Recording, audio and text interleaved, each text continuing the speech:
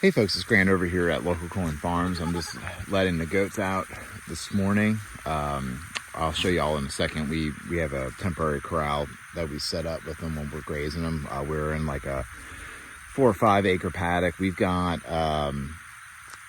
about 11 paddocks on the farm right now, major paddocks, and then we break it down into, we break those paddocks down for the cattle.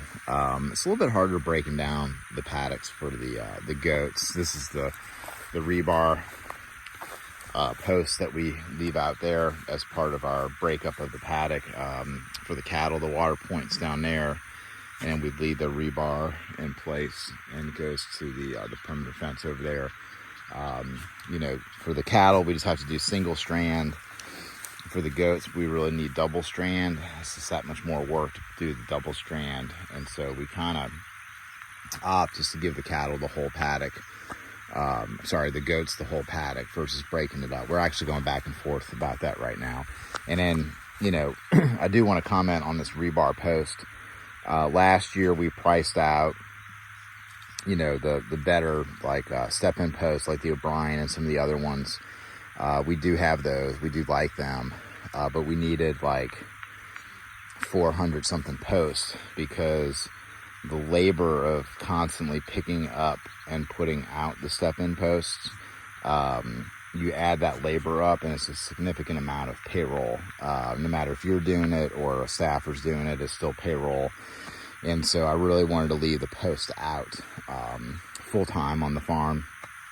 And so in order to do that, I needed like 450 posts. And that was going to be, the step-in posts for like $5 or $6 each.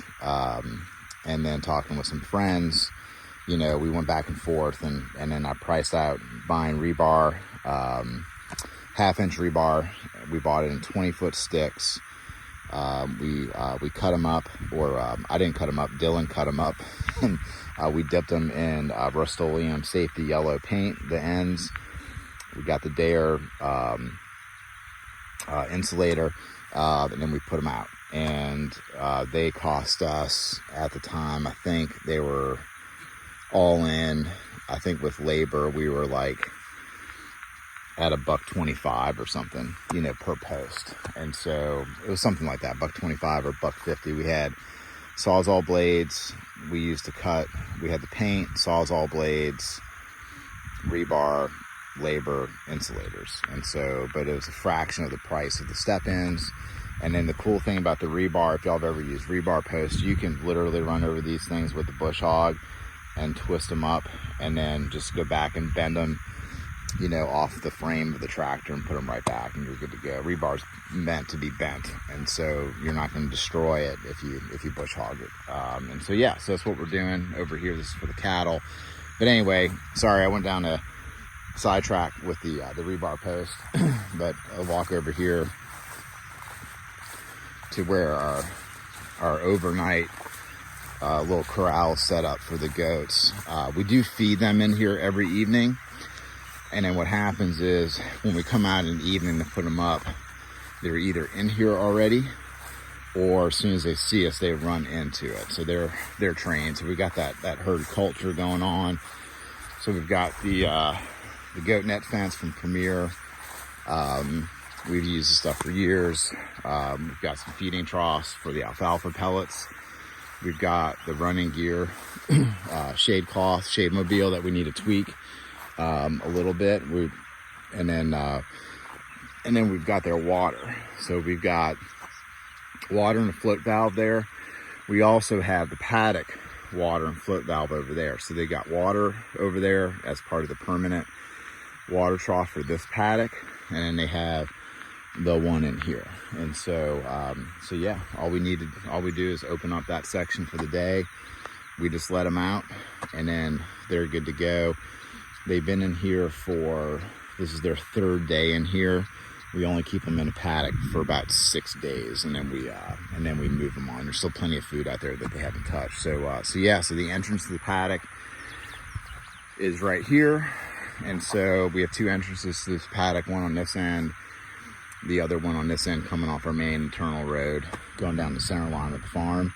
And so and we just jump it We just power it from the internal fence with the jumpers at night, and then that way we don't have to worry about coyotes getting through the 5-strand high tensile hot perimeter, or worse, the half wild domestic dogs, which the rednecks letting their dogs run around the neighborhood, or feeding wild dogs and letting them breed. They're always going to be your worst culprits out there, over any coyote. And so yeah, we treat them the same as coyote around here. So anyway, so that is the overnight setup for the goats. And then